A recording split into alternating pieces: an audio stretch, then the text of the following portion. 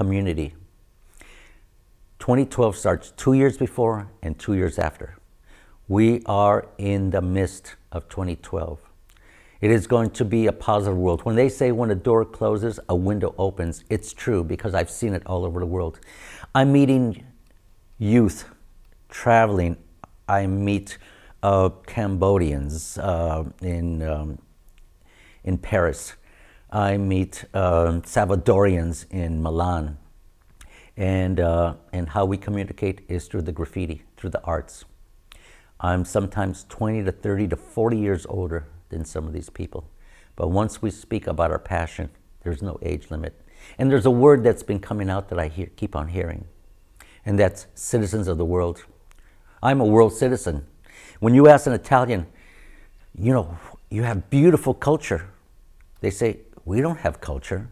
I was astounded because they don't reflect to their past. They see themselves as a Euro citizen. And they are going to be tied in together. As Americans, we cannot live alone anymore. We are going to be world citizens. We have taken leadership, but we need to realize it ourselves. Kingsville is no different than anywhere else in the world. And the world is no different than here. You are just a part of this world, and we're all part of it together. Graffiti is that G word, the seventh letter. G, graffiti. It terrifies people. But basically, it's a language. And when language describes culture, describes who we are. I've said that many, many times. But if you look at it in the realm of art, art is not just a pretty picture. Art is a window. And what I found that, for me, art functions. Art needs to function to be art. Because not all of us are artists. Not all of us can be artists or want to be artists. But art is part of all of our lives. It's the glue that builds us together. Let me say, coming here to Kingsville, it's not about me. It's not about my art. Actually, it's not about the university itself. It's not about this land, this territory. That's not the point. The point is what we build together. It's what's in between us. If we build a glue, a connection, what's in that third space is what all this is about. That's how we build connections, how we build understanding. You don't have to do what I do, but if you understand me, I can't be what Kingsville is about, but I could certainly understand Kingsville. That goes for everything in the world. And art brings that to me. Art is the vehicle. Art has brought me here and it takes me all over the world. Art functions. I have applied my artwork. I never go and ask. People always give me a call. Chaz, I love your work. Can you go on my t-shirts? You know, tribal clothing, many other clothing stores, broke out of Italy. I also was asked to do Vans shoes. You know, I have my own Vans shoe design.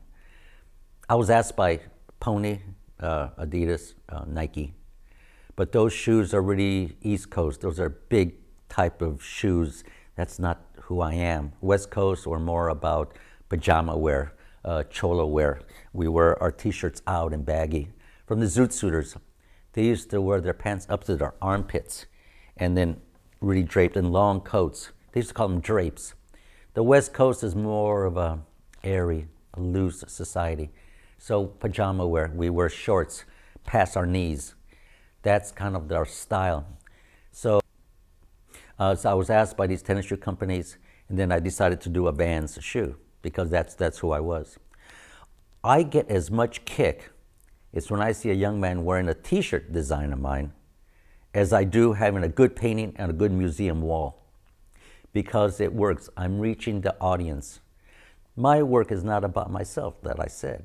It's about how people understand and interpret it. I'm tagging less and less. I must confess, I still tag here and there. But I don't need to tag the walls anymore. I don't need to prove myself in that way. What I do now is I tag your mind. I want to tag you in that you can't get my imagery out of your head. That's my purpose now. I tag the mentality, and I tag the culture, and I tag the web. You know, I can't do an email without somebody tagging. There's commercials all on every little space. Every little space now is being used to leave some type of message, some type of identity, some type of product. That's how where graffiti functions.